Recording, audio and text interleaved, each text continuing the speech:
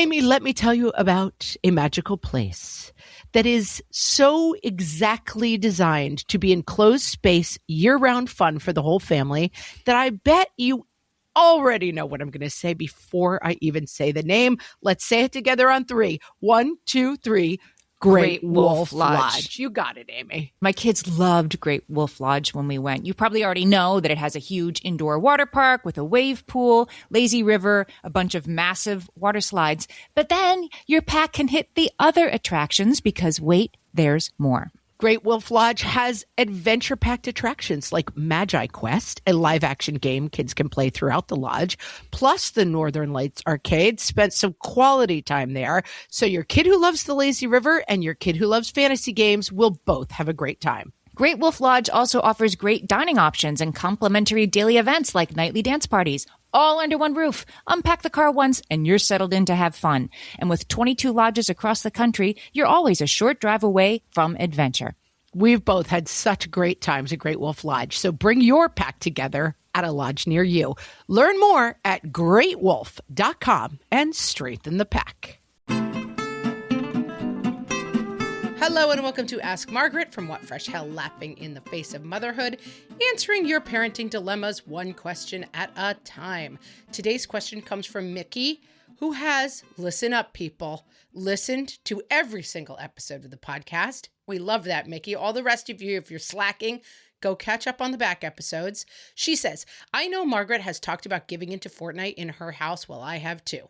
My question is, how do I discuss internet safety with my son, 7, who wants to play online with his friends when I have no clue what playing online entails? I have never been a gamer and neither has my husband, and I feel like we are flying blind. I don't want to hold him back from socializing with friends, but I don't want him to get into a bad situation either. Thank you guys. Mickey. Okay, so I, first of all, am going to give you the extremely helpful advice. You should Google that. Because rather than spending, I only have about 6 minutes here. So rather than spending all of that time going through how to keep kids safe online, just Google safety around kids and Fortnite, how to keep my kids safe while playing Fortnite. There's a million better articles than I can spout out that have been written about that. But I'm going to give you some parameters that work in our house as well.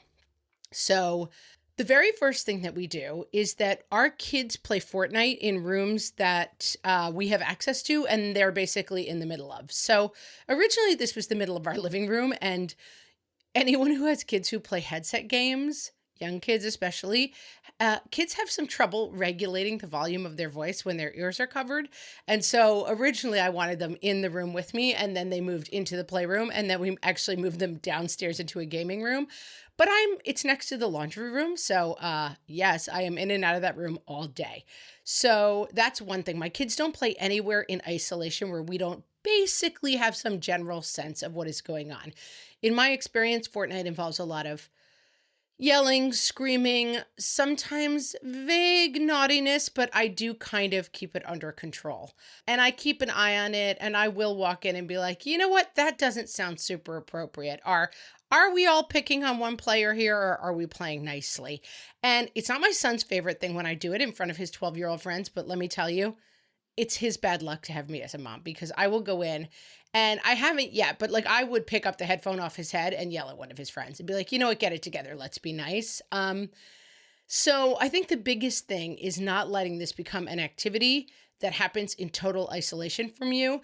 I actually also know nothing about video games. I was never a gamer. And my husband, I mean, we're also old. Like I was a gamer. Like I played Pitfall on the Atari, you know? Oldie locks alert. Back in my day. I mean, none of us have experience with this headset gaming. And so I just talk to my kids a ton about no strangers allowed in the game. When I sometimes am doing the laundry, I stop by. Who's on the game? Who's playing? Who's this guy? I don't recognize him. Oh, that's Sean's cousin, Tim. Okay, is he being appropriate? Yeah, he's fine.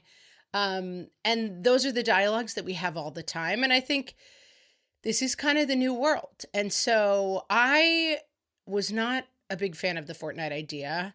I'm still not loving Fortnite. It's a lot of like shooting people to death. And, you know, I don't love to hear my kids be like, I got a headshot on that guy. It just bums me out and grosses me out. And So I've also talked to them about like, I don't love that. I don't really want to talk about that.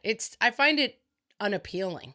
And so I kind of represent the voice in our household of like, I'm not interested in this, but it has kept them very connected during the pandemic to their friends. It gives them like a really good social outlet, and it involves some things that I'm not comfortable with. But in my 50% what works for you, 50% what works for the kids, I have to say it works for both of us, but I do verbally often push back against the violence. And I'm like, here's why this grosses me out. And my kids seem somewhat open to listening to that. So that's all I can say. I mean, it's not, I wouldn't necessarily choose it, but it is where we are right now. And then I just think you basically know what's going on, who they're playing with. You set super rules and parameters. Let me tell you, with Fortnite, our new rule is you have to be off the screens at 8 o'clock. That means if you have a match that finishes at 7:55, you don't start another match.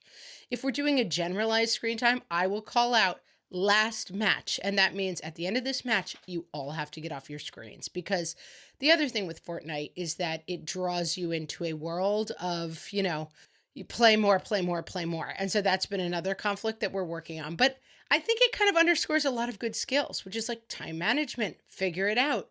When people are, misbehaving, I expect you to get off the game. You would be so much better served taking your headset off and saying someone was being inappropriate at the game, so I left, than having me walk by with a load of laundry and hear something inappropriate, because then you're off for 2 weeks and no one's happy. And so I think you give them some control. 7 is pretty young. And so I think you probably have to be a little bit more on top of this. And I wish I could say, I'm not even 100% sure. I guess you can set up parental controls and stuff, and you don't want your 7-year-old talking to strangers. So make sure you set it up that way. Or you have to let your 7-year-old know if anyone is in your room who you don't know, you have to leave. And if I find that you're talking to someone I don't know, that's the end of Fortnite. And those are the kind of parameters you have to set around it. I believe you can, my husband sets all this stuff up, but I believe you can set it up some way that they can't talk to strangers.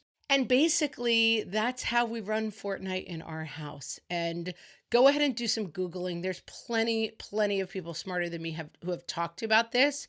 But I think it's like we always say, the rules are the rules. So like, this is how you behave out in the world is how you're going to behave on Fortnite. You're going to use appropriate language. You're not going to bully people. If people are bullying you, you're going to come get me and we're going to see if we can work it out.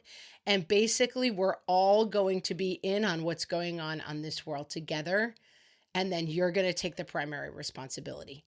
Again, with the 7-year-old, my youngest is 10. I would back this up a little bit and realize that like he probably can't take as much responsibility. And I would really monitor him. I think 7 is a little young for Fortnite, but if you choose to have him playing, if he's finding his community there, I would stay pretty involved in it for right now and really just keep half an eye on what's going on. There's no big mystery. I know you don't know about video games, neither do we, but stay around it and make sure it's something that you're pretty aware of.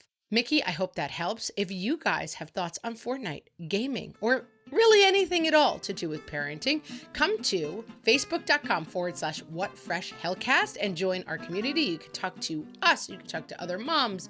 You can give feedback on our episodes, but mostly if you think they're good. If you think they're bad, you can just yell that outside into your lawn. And we look forward to talking to you there and talking to you more later in the week. Thanks for listening.